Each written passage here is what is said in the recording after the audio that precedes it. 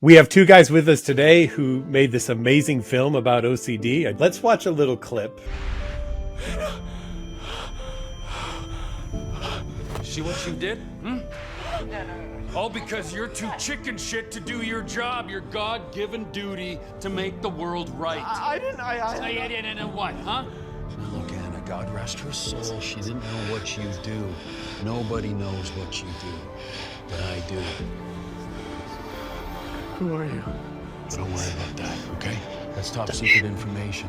All you gotta know is that your compulsions, the consequences, if you don't go through with them, are real, and only you can fix it. No, it's not, right? Compulsions have never made anything better, but you guys capture so well what that push is inside of people. When I used to first create films, I mean, sometimes I'd have like a panic attack and be like, this is just a failure. I'm going to be a laughing stock and no one's going to like this. And I will say this was kind of the first set. Coincidentally, a movie about OCD was the first movie that I actually felt really confident and comfortable on that set. So the goal really would be to turn this into a feature. If the role of therapist comes up for the movie, I'd like to throw my hat. Oh, I got you, yeah. Hey, you'll be in it for sure.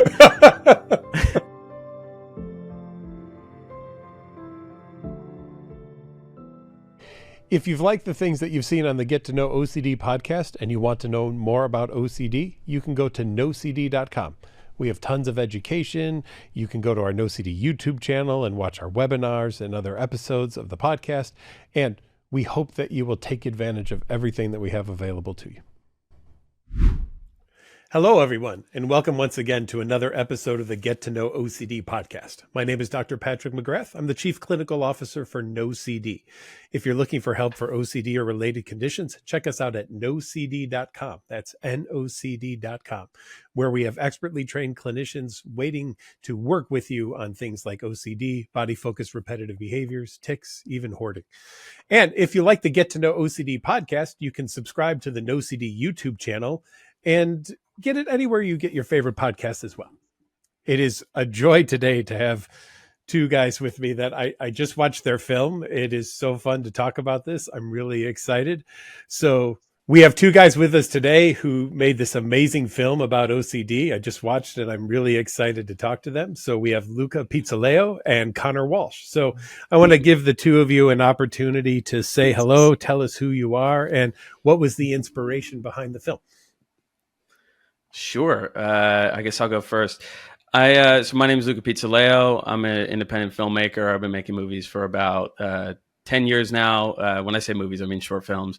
And we have, Conor and I had met, I think around like 2 years ago. And it was something that when we initially met, we really connected on the fact that we both have OCD. And Conor had this idea for a really long time about what if all your intrusive thoughts became a reality, and it kind of immediately stuck with me. And so I went home and I sort of kind of built like the bones of an idea, and I pitched it back to Conor, and he loved it. And we just kind of went from there, and now we're here with the full film. Yeah. And I'm Conor. I'm a screenwriter. I've been doing that since I was like 15, but working writer for a good 2 years now. And yeah, like you said, we were sort of introduced to our reps and both had our experiences with OCD, and so it sort of made sense that was the idea that we wanted to pursue. And yeah, we've got the final product now. So yeah. Well, I know we're going to show a clip in a little bit, but before we get to there, I was just curious, and as much as the two of you are willing to share, what have your OCD journeys been like, and how has it led you to this point where you're writing a film about it? I suffered a lot more when I was younger, and I say that because that's when I sort of saw it as suffering, because I didn't quite understand. I internalized it a lot, so I didn't quite understand if anyone else was having the same feelings and same thoughts outside of myself. And I think, the older I got and the more into, I got into things like meditation and all this sort of stuff, and sort of tried to, I guess you could put it like rewire my own brain in ways using some techniques from therapists that I had over the years, like, cognitive behavioral therapists. And it kind of I got to the point where I was ready to laugh at myself rather than sort of see it as suffering, to sort of look at some of the things that I had thought over the years and was still thinking, and find it, find a way to laugh instead of, feel like a victim of something, and that's not going to work for everyone, but I just found myself at that point, and that's why the sort of tone of the film is the way it is. Sure.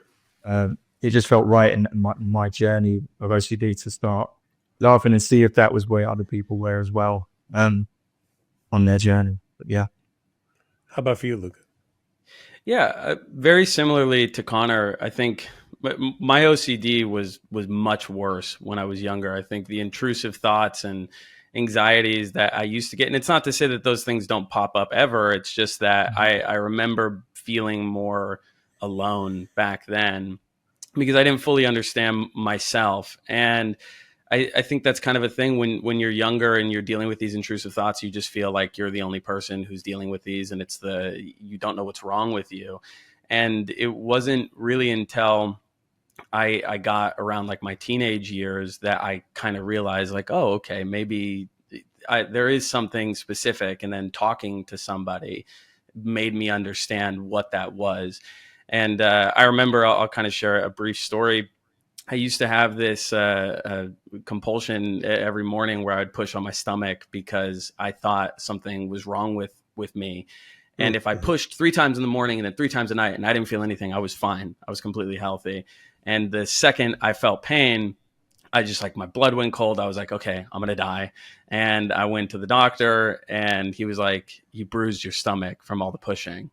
And so I kind of immediately was like, okay, I'm being, it's very irrational. I'm just running through my head and then talking to someone. I think I realized what that was. And once you understand yourself better, I think you can have a better grasp at not feeling so alone. And then obviously realizing that you're not the only one who goes through it as well. I've often said OCD gives terrible medical advice. yeah, definitely. Of the worst. It did not go to medical school at all. No. Yeah. And I mean, I like that for both of you, that you were able to come to that point of recognition where, hey, something is not right here. One of the things, I do a webinar every Wednesday night, and one of the most common things that I get asked is, why does it have to feel so real? And I'm wondering how the two of you dealt with that and then got to the point of, yeah, the thoughts are real, right? The images are real, the urges are real, but they don't have to be harbingers for horrible, awful things that are coming and mean anything whatsoever. Yeah. Go for it, Conor. No, you first. No, go ahead. Let's go. No, dude, it's all you. Good. I'm pouring my tea, so you know. Yeah, I mean, it's crazy because it feels so real when you're in it. Mm-hmm. And then when you can look at it from the outside, you can realize that a lot of it doesn't base itself in reality. Like you said, the thoughts are real and everything there is real. But I think, even in the short, there's a few moments where I had included these sort of intentional continuity errors where Anna is, striking a match and the house explodes, but yet the stove is already on. And so it's sort of to give you the idea. I caught that and I loved that, by the way. I thought that was great. Yeah. That's great. And no, it's to play into the fact that OCD doesn't always base itself in reality. No matter if the power is off, I still think the garbage disposal is going to rip my hand apart, whatever it may be. It's kind of like that idea. And so it's like you said, I don't know if I'm answering the question right, but I think it's exactly that. Yeah. Yeah, no, it's you just at some point you find a way to understand the irrationality that Luke is talking about. Is that it's always worst case scenario. It doesn't, and I can't think of a time other than like when I'm watching a game of football and the remote's not in the right place and my team loses. Other than that scenario, I can't point to like a situation where me putting something in the right thing ever, or not putting something in the right position, like ever led to the thing that I was thinking. Do you know what I mean? Sure. And my team are losing a lot at the moment, so it's got nothing to do with me. And your remote control. Yeah. I've joked with people that I've got a new product coming out next week called Block of Wood. You just carry it around in your pocket. When you need it, you take it out, you knock on it 3 times. Life is great. Nothing bad will ever happen. And you'll be fine for the rest of your life. Just knock on wood. That's great. Send me one. Yes, I will. You'll each get a complimentary block of wood. And imagine if that worked, right? And you laugh at that, but that is what OCD says, basically, is that very thing. OCD is the mental version of knocking on wood. Right. Yeah. No, I mean, I did realize, thinking about it the other day, how many of my, compulsions were like based on doing the sign of the cross or knocking on wood or something. Sure. And I don't know if the Catholic guilt is the source of it, but it certainly didn't help, that I had that. So yeah, it's interesting that you bring up the knocking on wood.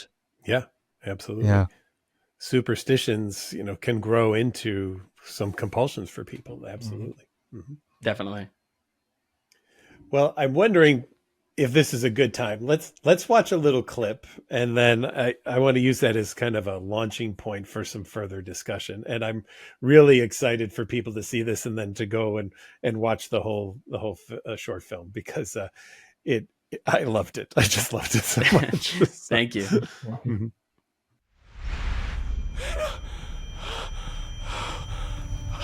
See what you did? All because you're too chicken shit to do your job, your God-given duty to make the world right. I didn't. You didn't know what, huh? Now look, Anna, God rest her soul. She didn't know what you do. Nobody knows what you do, but I do. Who are you? Don't worry about that, okay? That's top secret information. All you gotta know is that your compulsions, the consequences, if you don't go through with them, are real, and only you can fix it.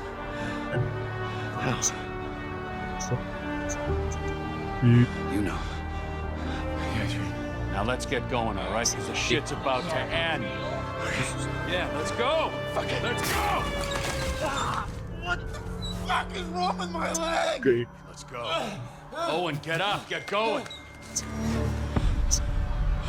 No! No! Owen, get up! Right now! Jesus Christ! It's double time! Get going! Let's go! Shit's about to end! Go fast! You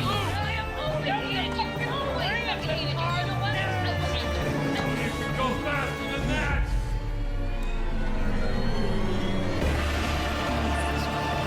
Come on, soldier! Get this shit done! Let's go, Owen, move! Move!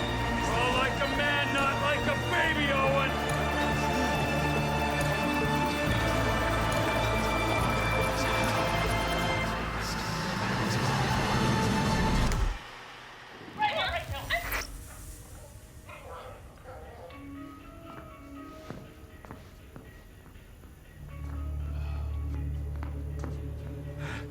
Okay, I did it. Is that it? And isn't life better?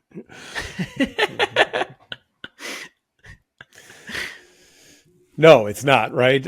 Compulsions have never made anything better, but you guys capture so well what that push is inside of people. And was that what it felt like in your brains when OCD was really at its worst? Is that command, that yelling at you, that putting you down, and if you don't do this, the shit is going to hit the fan kind of experience? Is that what it was really like?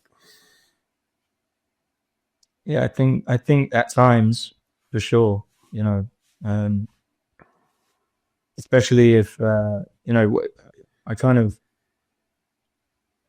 was in my teens when it was at its worst, and I had a string in my pocket at all times, and it was, meant to be there and all this sort of stuff. Otherwise, the world falls apart and all my loved ones get annihilated. But Mhm.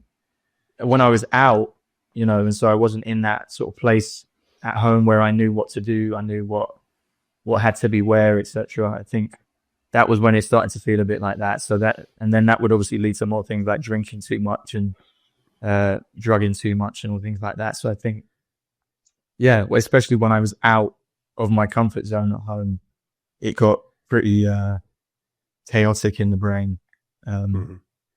Yeah, definitely. Yeah, for me, very similarly. I think it like it is in the movie, and that was kind of a big reason why I wanted to cast Steven, because he just does such a great job at being that kind of like bully, Yeah. who's telling you to get up and go move the ice cream. I think he kind of like perfectly encapsulates what it feels like to have OCD in some capacity. Like it is that kind of like nagging voice in your head. Okay, maybe it's not Steven in your head, but it is that thing that's telling you, hey, go do, this or that, or you're going to die, or your mom's going to die, or you're going to get cancer, or this, that, or the other. And so I think that was the main reason why I casted him, and why he always kind of piqued my interest as an actor to kind of play this physical manifestation of OCD, or like the little devil on your shoulder. Yeah. But yeah, no, it definitely felt like that at times. I think the film is obviously exaggerated in a lot of ways, but it gives the audience some understanding of what it can feel like when you are going through like an OCD episode. Yeah, even if it is exaggerated, people with OCD are going to go, "Oh yeah, Yeah." they're going to look at it and go, "Oh yeah, sure." Yeah, sure. we've gotten so many comments from folks with OCD who've all been like, some people have been like, I've cried watching this because I can send this to people and they can actually understand. And someone said someone said they understand their wife better because they were like, I didn't know it was actually like this. And so I think there is a lot there that OCD folks have connected with, for sure. My favorite part, I have to tell you, was when he does the compulsion and then asks if everything will be okay now. And he's told, well, not before that. No, you really screwed that up. But, almost like, oh, man. Yeah. I can't even get that right.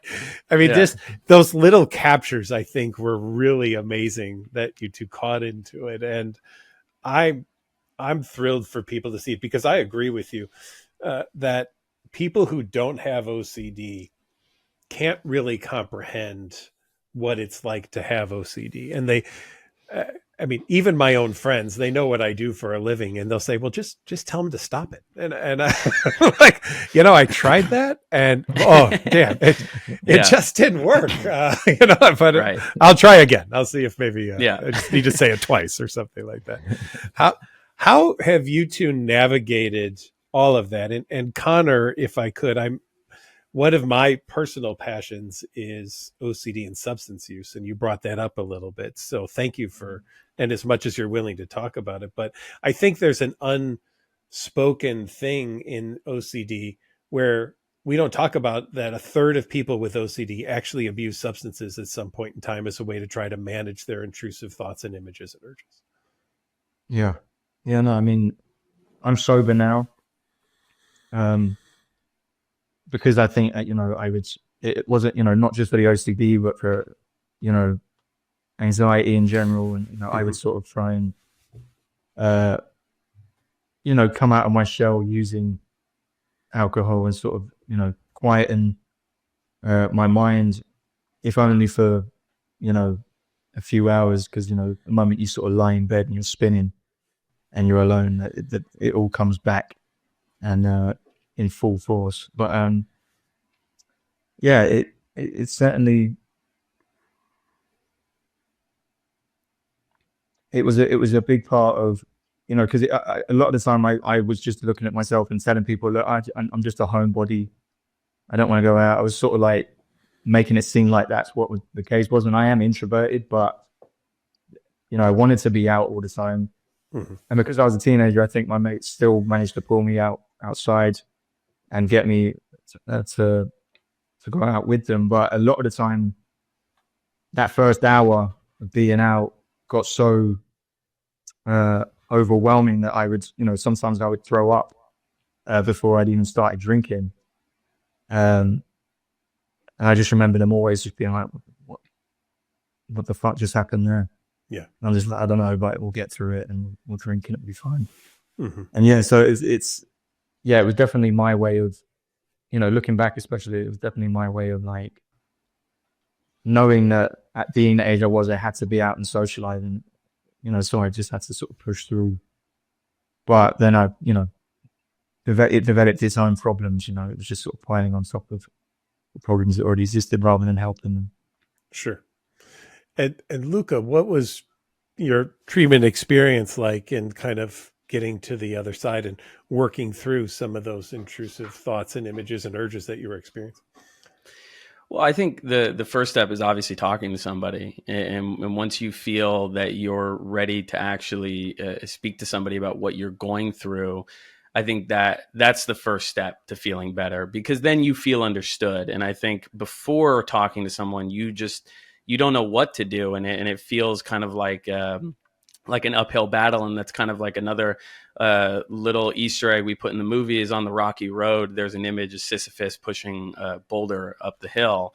And I feel like that kind of like perfectly captures the struggle with OCD, especially when you don't have a good grasp on it. And it's something that Conor and I have also spoken on as well, is that OCD, it never goes away. It's just about managing it and understanding like what you can do to recognize it when it shows up. Because I think a lot of the times, I'll have a thought and I go, okay, is that a rational thought, or am I just kind of going back to my like old ways? So to answer your question, I think the first step really is talking to somebody. And for me personally, it was that, and also I think creating films and finding an outlet and finding, sure. and obviously I think OCD bleeds into your work and tells you, this is going to be a failure, nothing's going to work, and yada, yada, yada. But even like with this film, I think there was a lot that I had even kind of done and thinking on my own while making this film. And I think Conor and I have spoken about this before, that it was in a way very therapeutic to kind of do some healing with humor and work through our issues in that way. It's almost like exercising those emotions.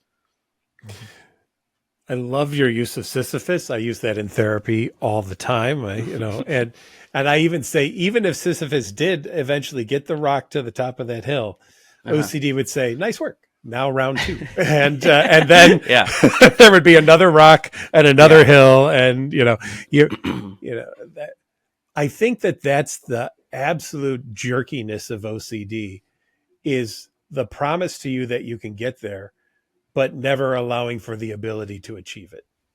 Mm-hmm. Right. And definitely. Yeah. Most definitely. You also put in there something that I think is also so important and not a lot of people talk about. And there's a lie in the film, right?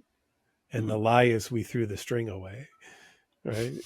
And then, and I don't want to give too much away for people watching, but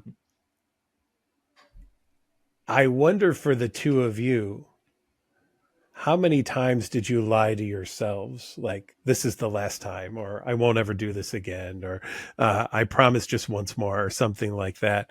And how much of that was just incorporated into the way that you lived your world and lived with other people also?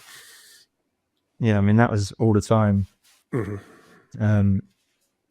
Especially when I was still, using substances to sort of get through it. Yeah, I mean, I guess I still lie, even now when it's like, I feel like I do something because my OCD is telling me to do it, and my girlfriend will be like, "Is this OCD?" And I'll be like, "No, I just wanted to do it." But she has OCD as well, so she kind of it's not a bad lie, she gets it. Uh-huh. Hopefully she's not listening right now either. Oh, darn it. Oh, well. Okay. What's up, Zara? How about for you, Luca? Yeah, I mean, it's same. I lie all the time. It's just, you kind of, you constantly tell yourself, okay, this is the last time. And I think there's a part of OCD that I think in some way it almost feels like it's helpful. It's preventing things. It's okay. It's good for you if I do this. And that's the way that you kind of wire yourself. and that's why you kind of have to work around that. But yeah, no, constantly. I mean, I've lied to my parents, to even my girlfriend about stuff, and it's that perpetual, pushing the boulder up the hill and saying no, it's I'm not, but yeah, no, definitely. Yeah, and that's something that's interesting when I talk to people. I mean, would you suggest, I'm going to just ask this point blank to both of you, would either of you suggest OCD to anyone else as a way to help them get through their life? No. No, okay. No. All right, good. I just like to make that clear because, sometimes I see people maybe in social media or something say, oh man, OCD just made things better. And Mm-hmm. I'm like, well, I don't know. Yeah. I've never met anyone diagnosed with OCD who would be like, oh yeah, that really helps. I love this. Yeah. Yeah. This is the best. Yeah. I think that's probably the misconception that it's about tidiness and organization. Because, I think that what they forget when it comes to people that, where OCD materializes in that way is the thoughts that come with them having to tidy and be organized. It's not just, I'm going to tidy and be organized. Yeah. It's how going on in their head. Totally. And to that point, I mean, how many times I've had people go like, oh, I have OCD too. I like keeping my kitchen organized. And even making this film, there was somebody who I was looking at bringing on board to help with the producing of the project really early on. And I had sent them the script and they said, what is this shit? Like, this is not OCD. They're like, my family has OCD and they're just like super clean. And like, that's what it is. And it was just sort of like, you clearly just didn't understand it. And you still get that even every day, when you speak about it. Well, frankly, that's one of the reasons we do this podcast, as a way to educate people, because people think OCD is you have a clean house, you check the locks to make sure no one breaks in, or you straighten things on the wall. You probably see this as both in screenwriting and films. Every time that there's a serial killer film, at one point in that film, they will stop and straighten something. Associating the idea that serial killers love to have things organized, just like people with OCD, right? And it's those subtle messages, though, that go out that I think really can give a bad name on it. So I love to have guys like you come on who are real life people who have OCD, who have gone through the struggle, who are working through it, who can admit, I still have OCD. It's still there all the time, but it's not in the driver's seat anymore, that I'm trying to figure out how to live my life and not the life OCD wants me to live. Totally. Most definitely. And that's why I do think it's so important also to, be creative in any way that you can be. And making this film, it kind of allowed us to look back and, Stephen being this big, scary, imposing thought, and we can kind of make things a little funnier and make it not so big and scary. And I think that in some ways it does help a lot to exercise those things creatively. Mm-hmm. Yeah. No, I think it is great. It's kind of creative thinking in itself, because you might be in a blank room and somehow you're thinking about some of the craziest shit possible. Mm-hmm. So it already is a form of creative thinking, so it's the best outlet for it, for sure. Well, I use films for an example. I say I could have two people in a room, one person with OCD and another person who writes films, and they could have the exact same thought or image or urge. One cowers in the corner and the other goes, ooh, screenplay. And they sell it and they make millions of dollars on it, right? So often, unfortunately, we have this idea that there's a problem with the thought or image or urge, but that's not the problem. The problem is with the way that we reply to it, how we respond to it. And what's it like now for the two of you, going back to, like you said, there kind of some of this crazy shit that pops in our head. What's it like for the two of you to have those now and go, oh, all right, and move on from them, instead of have your life just stop right there and be like, I got to do something about that right now, or else really bad things are about to happen? It's definitely much better now. I found ways to sort of just push past it in some cases, and then in other cases, they're small enough that I do allow myself, you know, a light switch or something, you know. But it's definitely not as intense as it used to be. And, you know, like you said, I think with the creative outlet of writing, sometimes they're ideas, and there certainly were ideas in this case for the short film and for the feature film that we want to sort of make out of it. So it's I try and turn it into something useful, whether that's useful towards something creative or just building that strength to know that it's just a thought, and you can sit and let it pass and sort of, you know, exposure therapy, I guess, your way out of it. Mm-hmm. Yeah, most definitely. And being able to recognize those thoughts now. And of course, sometimes you don't recognize them and you do lie to yourself, like you said, of just, okay, you know, this is just a little thing that I have to do. And, but a lot of the times I do recognize it now, having lived with it for as long as I have, that there's certain things that I do. And I notice that, you know, if I'm not getting like good sleep, or if I'm, you know, if I'm indoors too much, I notice I'm much more in my head.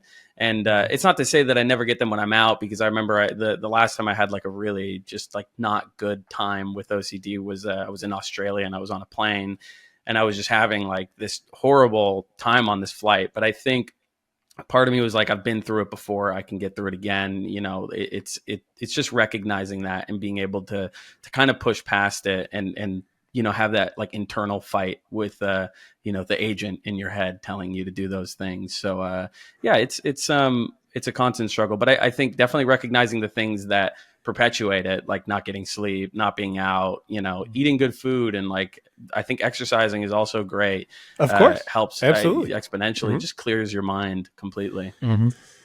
I couldn't agree more. You know, it's the mind body connection, right? Everything you want everything to be healthy in these scenarios, and that's so important. How about Luca? You know, you were describing, you know, casting and different things. How much does OCD want to interfere in a film about OCD? It does interfere. I think the thing that I've done that I have gotten better at is, I think the more that I've created, I have become more confident in my own work and in my own abilities. And cool.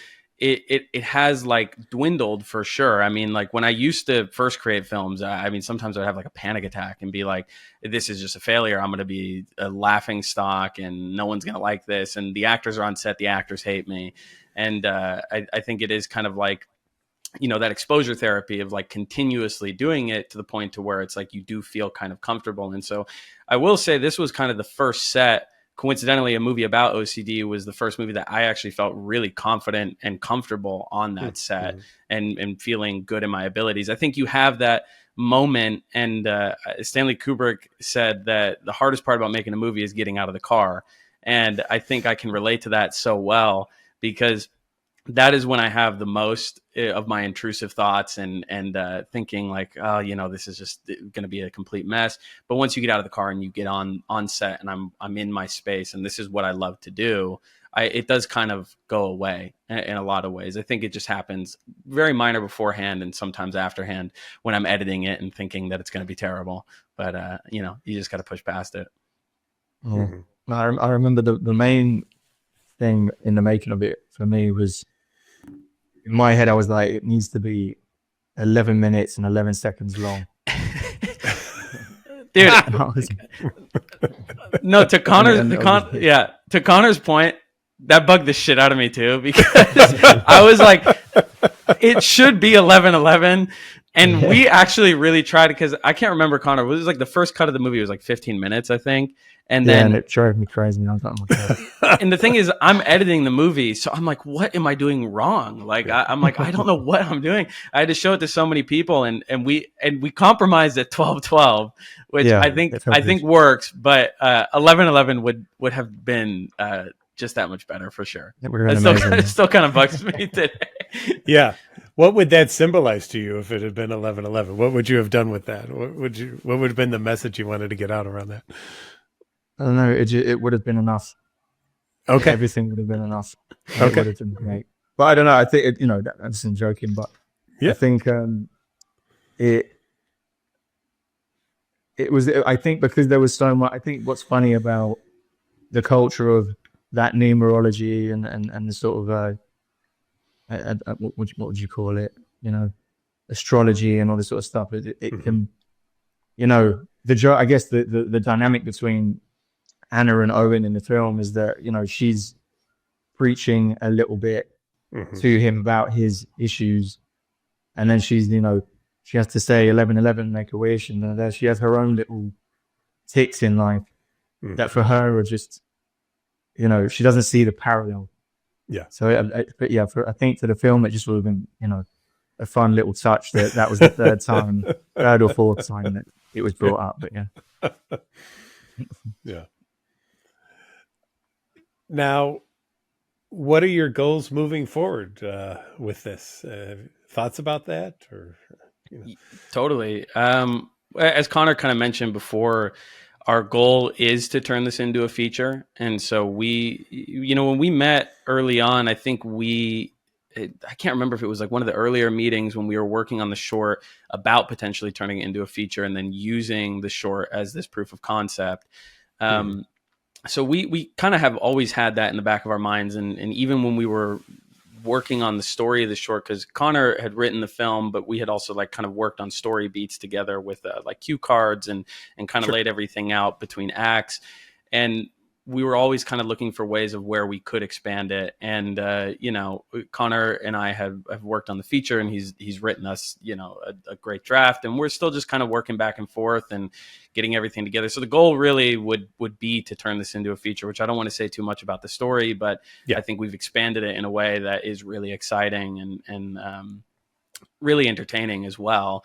And so that's kind of our main goal, and using the short, and not only the short as itself being a proof of concept, also the response it's received online, because outside of just YouTube, on TikTok, we've gotten, I think, like 14 or 15 million views on TikTok, and YouTube has been fantastic. And so I think those also help. Seeing all those comments can make it easier when you're pitching to say, hey, like, people actually do like this and people do want to see it, and you can see what we are trying to make in some way. If the role of therapist comes up for the movie, I'd like to throw my hat. Oh, I got you. Yeah. Hey, you'll be in it for sure. Happy to volunteer sometime. Yeah. For sure. That's awesome.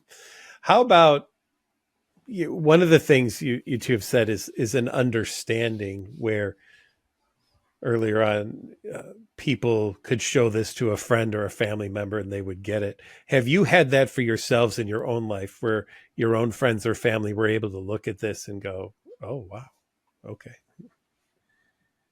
Yeah, I think it's been a mix. I guess some people just don't understand it at all. They're like, I don't really get what's happening.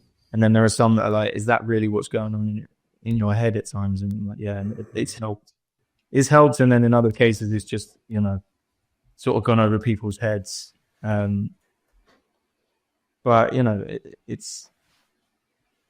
I think in those cases, I don't see that as a negative anyway, because, people don't have to understand. At the end of the day, it's your life.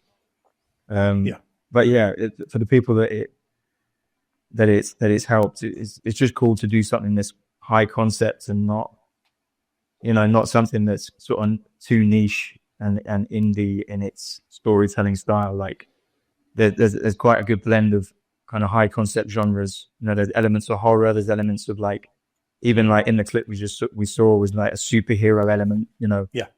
It's so yeah, I think that's what's been pretty cool, with people responding to both the sort of the juxtaposition of how horrific it is, but also how fun the depiction can be, in order to help people understand. But yeah. I echo those sentiments completely. And I think for me particularly, my close family and friends understand it, I think, already. And I think in the beginning it was a little bit more difficult, where it's like, okay, wait, you're being silly and whatnot. But it's eventually through that. And even though my parents do understand it, because obviously they've been living with me for my whole life, or I've been living with them. I have even showing them this movie, I think they did get a little bit of a better understanding of like what it can feel like, because they were like, oh my God, I didn't know it could feel that intense. And I know my neighbor, she was the type that's like, oh, I have OCD. Like I like being neat and tidy. And then I showed her the film, and she came up to me and she's like, I'm so sorry. And I was like, you're fine. I was like, you're fine. But it does. Yeah. There's people. And obviously, like I said before, the comments we've gotten have just been wild to see how many people have resonated with it, and have also sent it to their friends and their family members and whatnot to kind of help them get a better understanding of themselves. So I think it's been great. Well, and it's important too, and I wanted to spend a little bit of time before we go talking about the portrayal of OCD in the media, because it is almost always washing your hands, straightening things, as if it helps you get the relationship. And I think that then, along with this idea that OCD might be helpful I remember during COVID, I was watching a newscast, and one of the newscasters said to the other, wouldn't it be great if we all just had a little OCD right now? That way we could all get through COVID.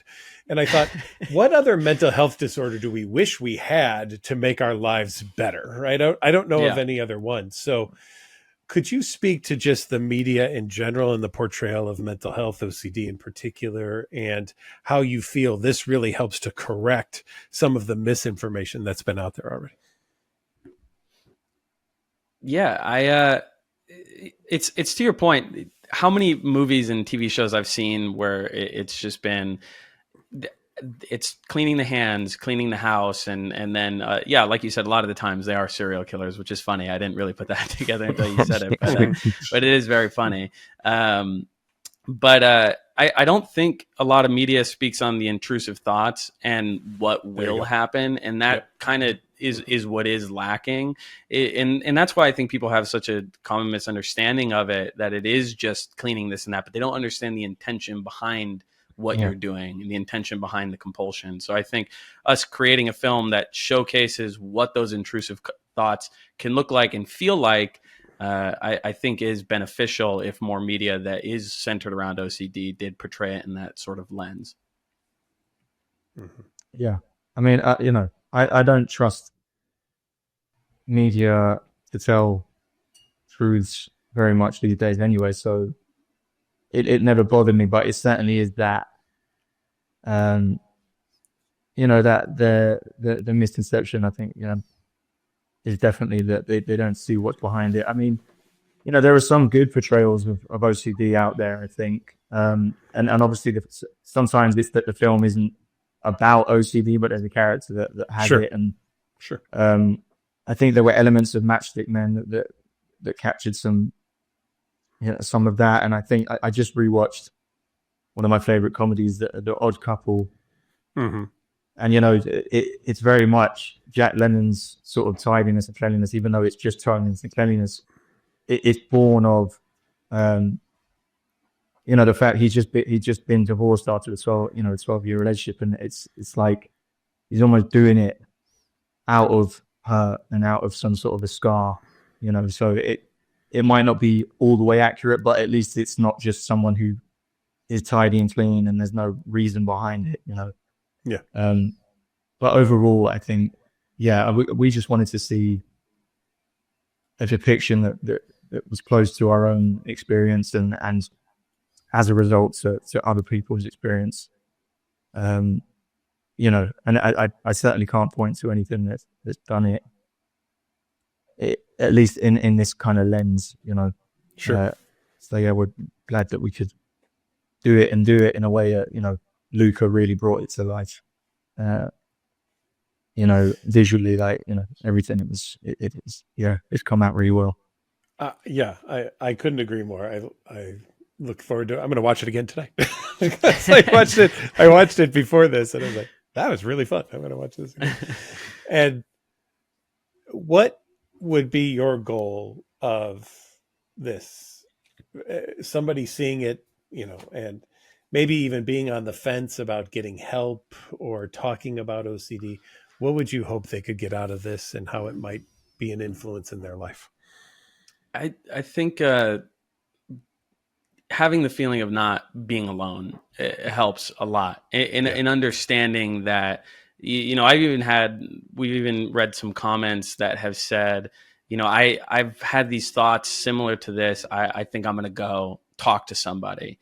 And Good. so I do think that when you realize that you aren't alone, because I can point back to my childhood when I felt like I was the only person who was dealing with this. It feels very isolating. And you don't want to talk to anyone because you're like, I don't want anyone to look at me differently in some way. And so having a piece of media that you can connect with, I think, is helpful in understanding that these thoughts and these things are not, just to you, and many other people deal with that. And just to give Conor his flowers, the script is so fantastic. And being able to write something, we had worked on the story together, but when he sent me the script, I was like, oh my God, dude, this is just, he really captures everything so well. And obviously that translates to how the audience has felt. Mm-hmm. Yeah, I mean, I agree with not the last bit. That's I'm not gonna, he agrees with how wonderful he is and how awesome, dude. Yeah. I agree with the other stuff you were saying about being alone. I think I didn't know until late on exactly what it was that was going on. Only when I sort of went to a cognitive behavioral therapist did we have to go through, I guess, I've been labeled a few things before, and these days have landed on, I guess, it's a word I don't like, but neurodivergent. Mm-hmm. At least, I don't like it just because I don't like labels, but it's a good umbrella, I think, for people that might be suffering with it, multiple different things. And I think some people they internalize the way that I definitely did. And to see a film like that might help them to just label and then get the help, which is essentially what Luca was saying. But yeah, so I agree. I think, outside of being entertained, it could certainly help, people of any age that are suffering with it and never wanted to say, kind of identify. Yeah. Yeah. If people don't feel alone, isn't that a great experience, right? Definitely. Yeah. Gentlemen, any final words you want to say to our audience before we wrap up for today? Just, Dr. Pat McGrath is the best. Conor Patrick Walsh is a great writer. And hope you guys have a lovely day. Thank you. Yeah. Thank you. Thanks for watching. And thanks for your time. Appreciate it. Awesome. Well, Luca Pizzoleo and Conor Walsh, happy to have you guys here today. We are just excited to chat about this amazing OCD film that you have out. We will put the link along with this so that everybody has access to it and can go view it.